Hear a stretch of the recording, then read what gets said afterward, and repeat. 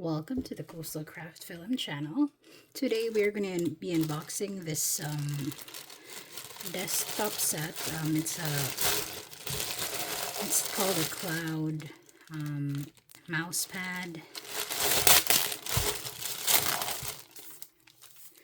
It's really soft, which is nice. So it's like your mouse pad, and then it came with a wrist. I think this is a wrist pad, so when you're doing computer work, it's super cute. And it also came with a coaster, so you can put your water in it. And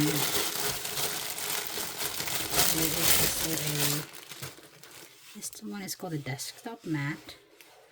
So this is the pattern that I chose, which is, it's just fun to look at on your computer desk when you're working for a long hour. So that one is super cute. I think this one is 31 by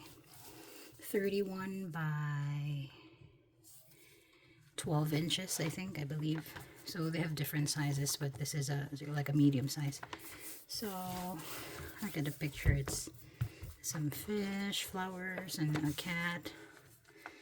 I think the kids would really like that, but it's for my office table. So I just want to show you this haul that I got for my computer, because my old wrist pad and my mouse pad were getting really dirty, so thought I would need an upgrade.